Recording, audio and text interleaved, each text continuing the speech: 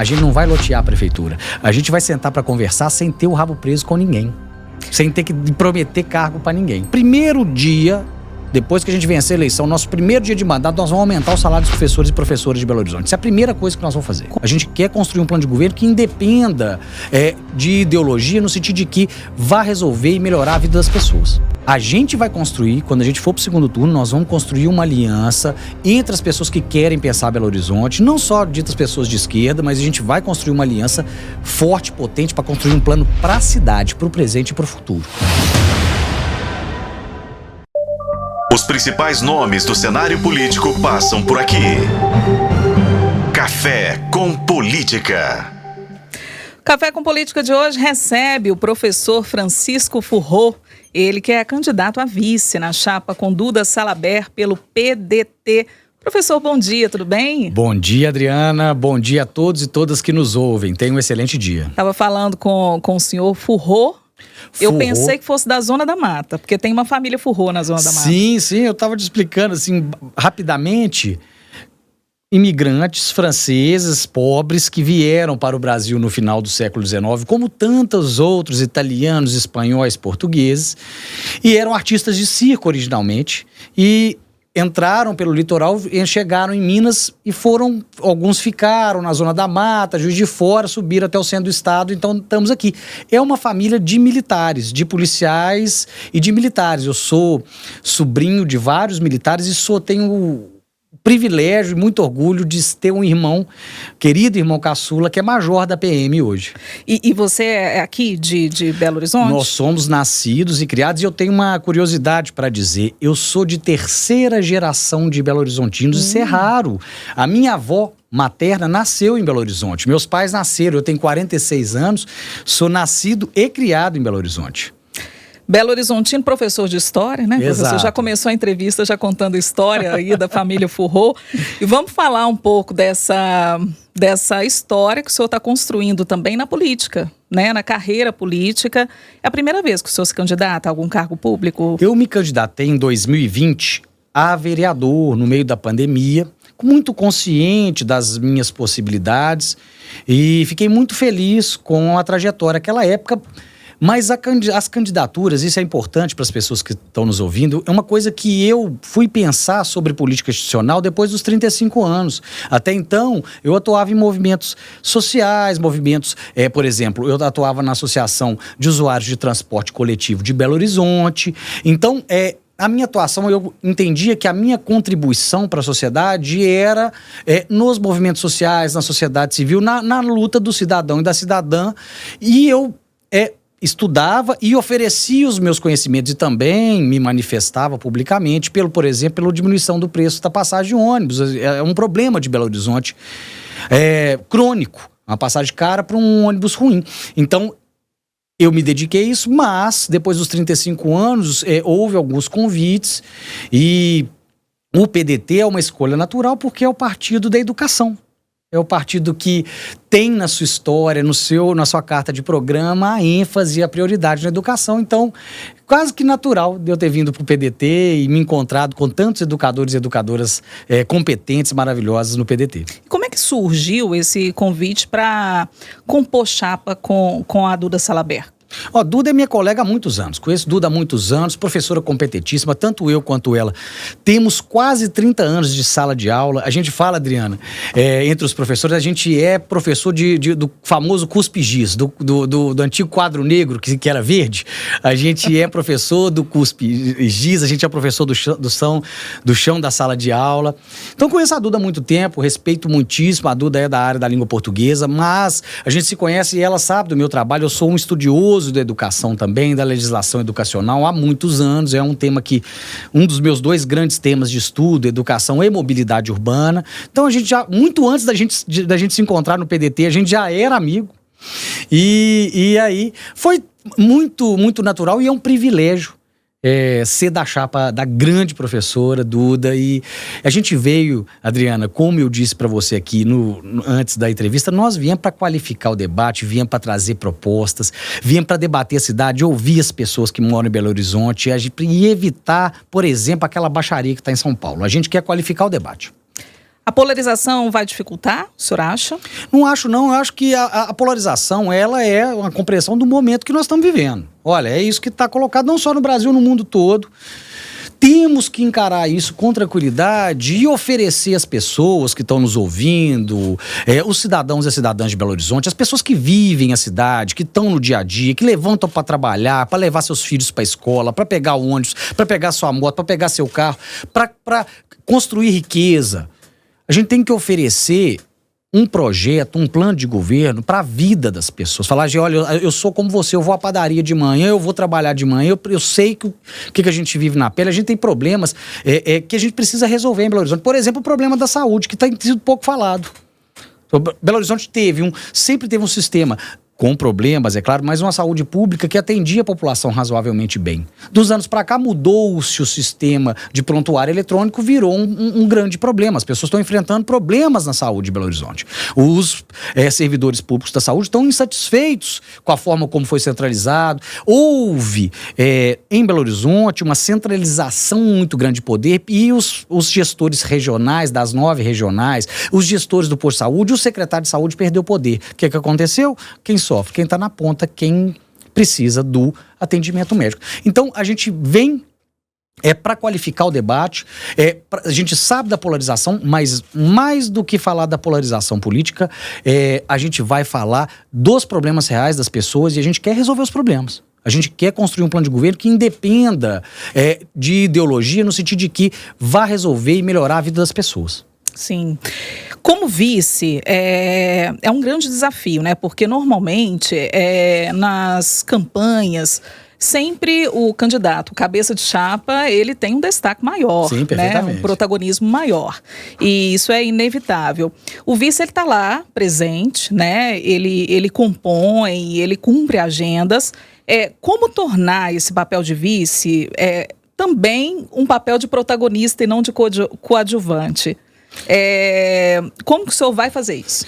Olha, eu tenho muita clareza, assim, eu sou amigo da Duda, pessoal, então isso já facilita bastante. O nosso partido é um partido muito coeso, a gente conversa muito. Eu fui presidente estadual do Movimento de Educadores do partido. Então, eu tenho muita consciência de qual que é meu papel. A Duda é deputada federal. Qual é o meu papel? A Duda é deputada federal, a Duda foi a vereadora mais votada da história da Câmara. Ela é a cabeça de chapa merecidamente e ela é a grande protagonista. O meu papel é para qualificar o debate, para fortalecer a chapa, para a gente trazer propostas reais para as pessoas de Belo Horizonte e para também ser uma ponte entre as pessoas que estão mais próximas de mim e a Duda e a prefeitura. Porque quando você pega, por exemplo, pela Constituição ou pela legislação vigente, qual que é o papel do vice-prefeito, vice-governador? Substituir o prefeito quando ele viaja, eventualmente. Mas eu vou ter esse papel de substituição, eventualmente, quando a gente for eleito. Mas eu também venho para qualificar o debate, para oferecer à população de Belo Horizonte os meus anos de estudo, a minha experiência em mobilidade e educação. Então eu estou muito tranquilo com isso. Nosso time está muito certinho, muito azeitado. O senhor está muito confiante. Eu estou muito confiante porque já tem mais de 2 anos que as pesquisas mostram que nós estamos brigando entre os primeiros. A nossa candidatura é uma candidatura consistente. Muito se perguntou a nós se havia um problema porque a gente não tinha nenhum outro partido na nossa coligação. Eu lhe digo, Adriana, com tranquilidade, isso é a nossa virtude, essa é a nossa força. Sabe por quê? Porque a gente não vai lotear a prefeitura como outros candidatos já estão loteando. Tem candidata aí à Prefeitura de Belo Horizonte que já acendeu uma vela para a cruz e outra né? Tá ali cercado de pessoas muito diferentes e a prefeitura já está loteada. Vai ter que dar secretaria para um, secretaria para outro e vai ficar difícil de governar. E quem paga? A população de Belo Horizonte. O atual prefeito de Belo Horizonte, ele sofre com isso. Veja a Secretaria de Educação. Nós tivemos 5 secretários de Educação em 2 anos. Esse secretário atual de Educação de Belo Horizonte é um sujeito que, se você colocasse ele ali na Praça 7 no dia dele tomar posse, falar assim, vai a pé até a prefeitura, ele não sabe chegar, não. Então, essas pessoas, elas sofrem porque faz coligação a qualquer custo e aí não consegue governar. Essa é a nossa virtude, eu estou muito confiante e sei também que vai chegando ali mais próximo do dia 6 de outubro, do dia da votação. Muita gente vai votar na gente para a gente garantir a ida ao segundo turno e brilhar definitivamente. A deputada nunca abriu mão de uma candidatura própria, né? Sempre defendeu uma candidatura. E aí eu te pergunto, o PDT, ele pensa na construção de uma frente progressista, né? Aí colocando também outros partidos, como o PSOL, PT, ou essa aliança está totalmente descartada pelo PDT? Olha, a gente pensa, a gente conversa, mantém conversas não só com os partidos que você citou, mas com outros partidos e outros candidatos. Nós vamos construir... E por que essa frente nunca sai?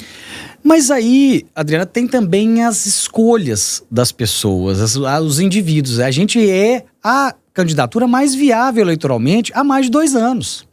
Nós colocamos e mostramos isso. Olha, a gente é viável, a gente vai para o segundo turno, vamos conosco. Mas existe também, a gente tem que respeitar as escolhas, a história, inclusive, desses outros partidos. Muitas vezes esses outros partidos, eles historicamente não abrem mão da cabeça da chapa. Então, a gente respeita as escolhas dos outros partidos, dos outros candidatos e candidatas. E a gente vai construir, quando a gente for para o segundo turno, nós vamos construir uma aliança entre as pessoas que querem pensar Belo Horizonte, não só ditas pessoas de esquerda, mas a gente vai construir uma aliança forte, potente, para construir um plano para a cidade, para o presente e para o futuro. Vamos falar sobre cidade? Vamos. Antes eu quero falar só sobre Câmara, porque o senhor citou, né, essa questão da articulação que é necessária, até para compor, né, os quadros da Prefeitura, e a articulação da Câmara é fundamental, até porque projetos da Prefeitura sem uma boa base, né, na Câmara Municipal, eles não vão para frente. Perfeito. E a gente tem historicamente aqui em Belo Horizonte uma dificuldade gigantesca de diálogo entre Câmara e Prefeitura. Aham. E a gente tem, né, quadros dentro da própria Câmara de investigações, enfim. Como que o senhor vê essa possível negociação com a Câmara Municipal? Qual é ou qual vai ser o posicionamento, caso, né, sejam vencedores, essa articulação com a presidência e com os vereadores para tornar possível, né, o plano? Adriana, eu te agradeço essa pergunta, porque você vai fazer eu citar um dos grandes trunfos que nós temos. A gente tem uma bancada de vereadores extraordinária e nós temos o Bruno Miranda, que é um vereador experiente, o pai dele foi vereador, ele é um dos nossos candidatos, junto com o Milton e tantos, mais 40 candidatos à vereança. Nós queremos fazer pelo menos 6 vereadores dessa vez. E nós temos quadros experientes que conhecem as pessoas. Nós, o PDT, nós somos um partido do diálogo. E a gente sabe que a gente vai ter que conversar e ouvir todo mundo para conseguir governar. Nós somos quadros experientes, apesar de novos. Então nós temos um trunfo. Não só o Miltinho, que é um excepcional vereador que fala da causa animal, mas a gente tem também o Bruno Miranda. Mas como que ele vai fazer? Porque ele é líder da prefeitura na Câmara. Sim. E a gente sabe que o prefeito Flávio Noman é candidato. Perfeitamente. Mas isso não invalida a articulação. Isso que é importante que as pessoas entendam. Assim, são decisões eleitorais. Definido o pleito, quem ganhou, quem não ganhou, a gente vai fazer articulação, aí a gente vai lidar com as condições reais, o que está acontecendo, quem são os novos vereadores, porque parece que vai haver uma grande renovação também no quadro de vereadores em Belo Horizonte.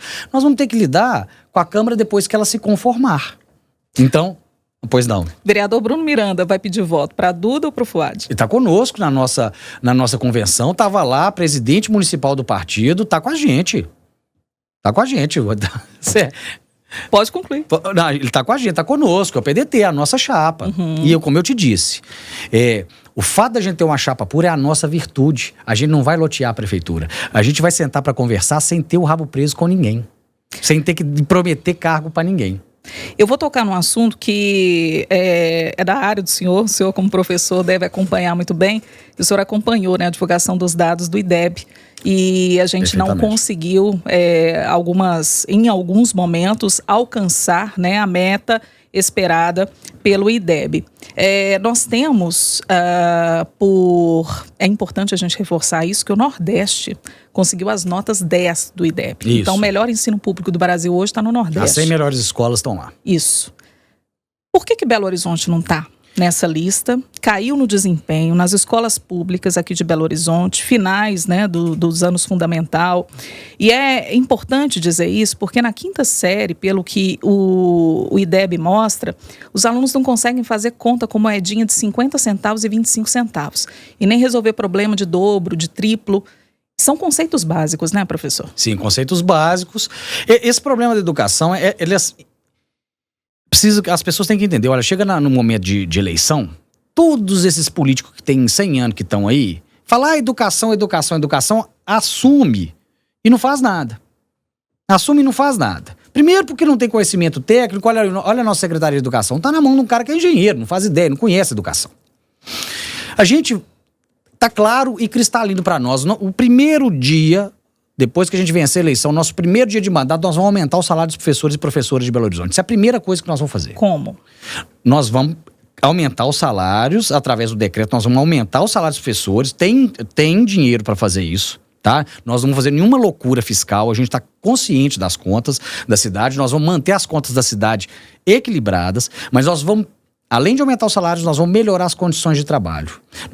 Nós já temos a EMEI, que é um grande projeto de educação infantil. Eu toquei aqui na questão do ensino fundamental. A gente sabe que o ensino fundamental e o ensino médio, eles são atribuições do Estado. Perfeitamente. Mas a gente sabe que o pré-requisito para um ensino fundamental de qualidade é um ensino dos anos iniciais também de qualidade, que é a atribuição da prefeitura. Exatamente, Adriana, muito bem.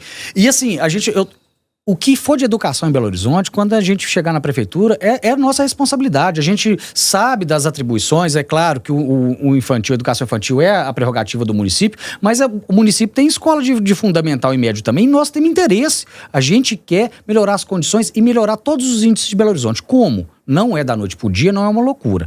Valorizando o profissional de educação, todo mundo que trabalha na educação, aumentando nós queremos transformar as escolas em lugares de segurança alimentar, então aumentando o acesso das famílias às escolas. E não é só no nível infantil, não. Nós vamos cuidar bem das escolas de fundamental e médio, nós vamos fortalecer o ensino técnico, isso é importantíssimo para nós. Nós queremos ser assim, na nossa cidade dos sonhos, a gente quer transformar Belo Horizonte na cidade que mais ensina inteligência artificial e programação para os nossos adolescentes. Vamos fortalecer o ensino técnico. Nós temos como compromisso de campanha oferecer educação integral a todas as crianças, jovens de Belo Horizonte que quiserem ter uma educação em tempo integral. Então isso é nosso compromisso de campanha. São 2 professores compromissados realmente por dever de ofício, por carreira, por ideologia, por amor à profissão. Nós vamos fortalecer e transformar a educação de Belo Horizonte na melhor educação pública do Brasil. Esse é o nosso compromisso, estamos plenamente conscientes. Conheço, por exemplo, a grande referência nacional de educação pública é Sobral, lá no Ceará. Não por acaso, também administrada pelo PDT, pelo nosso partido. Conheço pessoalmente o projeto lá, vamos pegar práticas boas deles e, ao contrário do que outros candidatos vieram aqui e disseram aqui, ó, nessa bancada, que vão contratar gente de fora, nós temos muita gente boa, que entende do assunto em Belo Horizonte. Nós vamos fortalecer essas pessoas, trazê-las para vir conosco, para conduzir esse grande projeto educacional, porque essa é a nossa principal bandeira, para transformar Belo Horizonte na melhor educação do Brasil. O senhor não teme que quando aumentar, por exemplo, o salário dos professores, isso aconteceu com o governador Romeu Zema, aumentou, né, ou concedeu um reajuste para uma categoria, mas a outra categoria se manifestou, aí os servidores da saúde também reivindicaram, os servidores da segurança também, e aí, né, o governador teve um grande desafio ali de lidar com tantos interesses envolvidos para conseguir dar andamento a essas questões. A prefeitura também, se houver, né, há várias categorias que estão em busca de melhores condições, de melhores remunerações também. Tem espaço para privilegiar todo mundo? Tem espaço para privilegiar todo mundo, sabe por quê? Porque a gente vai conversar com todo mundo. A gente já está aqui ao longo da campanha conversando com profissionais da prefeitura de diversas áreas. Então a gente precisa ouvi-los, saber o que eles estão pedindo, porque muitas vezes passa por um aumento da remuneração, mas muitas vezes passa pela melhoria de condição de trabalho, como é o caso dos profissionais da saúde. Eu estou ouvindo, tenho bons quadros que são meus amigos pessoais, que estão nos ajudando a construir o nosso plano de governo, na educação, no urbanismo. Vamos também falar com a Guarda Municipal. A gente vai ter que conversar com todo mundo e vai ter que negociar, porque é isso que é política. Não dá para chegar e falar, eu vou impor uma coisa. A gente vai ter que negociar. Tá? Dá para negociar com as empresas de ônibus? Aí nós estamos falando de outra coisa, né? A gente tava falando dos servidores públicos de Belo Horizonte. Agora eu tô mudando de assunto. Vamos falar sobre mobilidade. Que é uma dificuldade também do município. Pra você ter ideia, posso pagar um pouquinho de professor de história? Esses dias eu estava pesquisando as eleições municipais. Primeira vez que os belo-horizontinos votaram para prefeito foi em 1947. Então, há 70 anos atrás. Quase. E 50 anos depois da cidade ter sido fundada. Qual que foi o principal problema naquela eleição? Mobilidade urbana. É um problema crônico de Belo Horizonte, mobilidade urbana. Todo mundo que fizeram uma CPI da Begatrans, vamos enfrentar os empresários de ônibus. No que deu? Algumas pessoas usaram essa CPI para se promover, para ser candidato, agora o tiro saiu pela culatra. O que deu? Os empresários de ônibus fizeram o que sempre fazem, alegaram o prejuízo, e nós aqui de Belo Horizonte, o que nós estamos fazendo? Nós vamos tirar, nesses 3 anos de subsídio, R$1 bilhão do nosso dinheiro, para além do que eles recebem lá na catraca, para financiar o sistema. Dá para conversar com os empresários? Tem que dar. Tem um contrato que nós vamos respeitar.